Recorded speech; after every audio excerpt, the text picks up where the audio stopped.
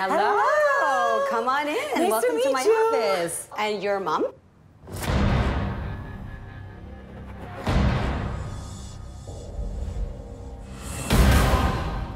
Let's talk a little bit about that show. So you were on Mom versus Matchmaker. Yes.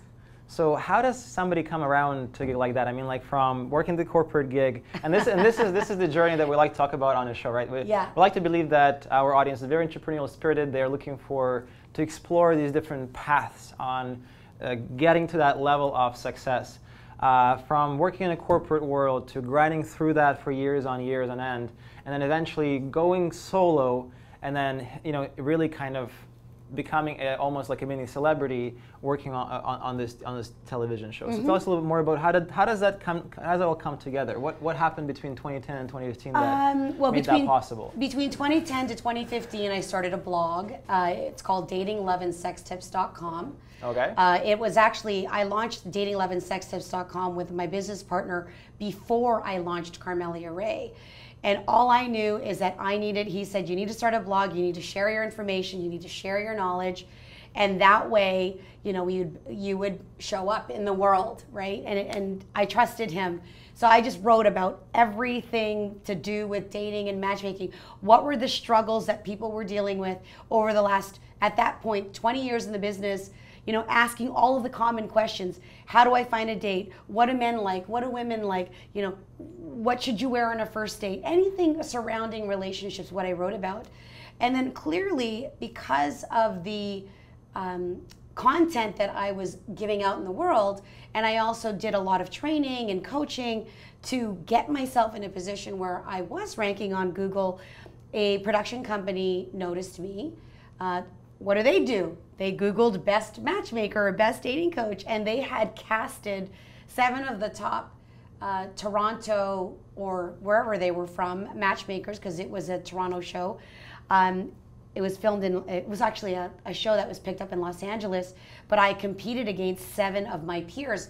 I didn't know that at the time, because when you are being casted for a television show, it's all hush-hush. Well, they don't tell you anything. They don't tell you anything. You're not supposed to know.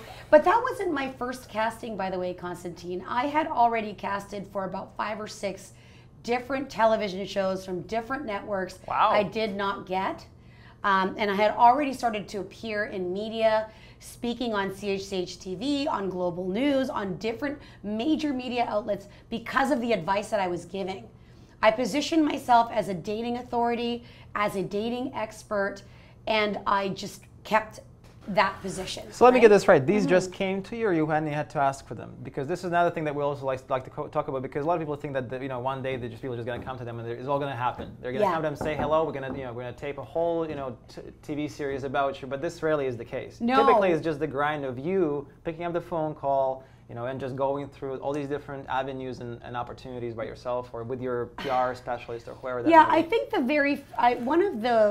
one of the things that catapulted my brand, I felt, at least from the content perspective, is I signed up as a writer for a website called yourtango.com. Okay. And so they are now one of the leading relationship blogs.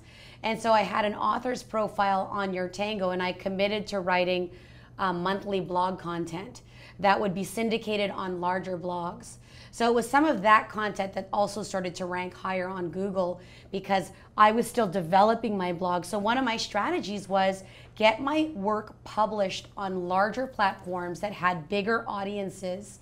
And so if I wrote great content from the perspective that I was already, the edge I had is I had been a dating professional for 20 years in my industry. So not everybody can say that they can write about an industry having been there for 20 years. Of course. And I'm not shy.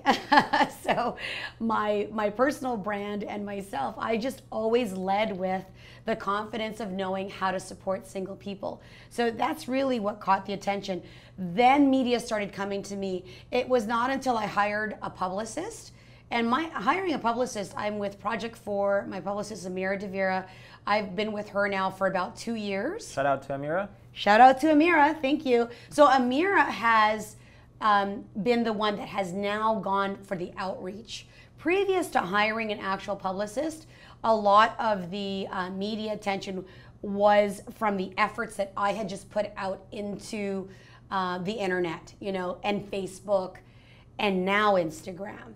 You know, Instagram is another great platform. So I'm now focusing my content on video, because this is, video is where the attention is going, and that's what people are consuming.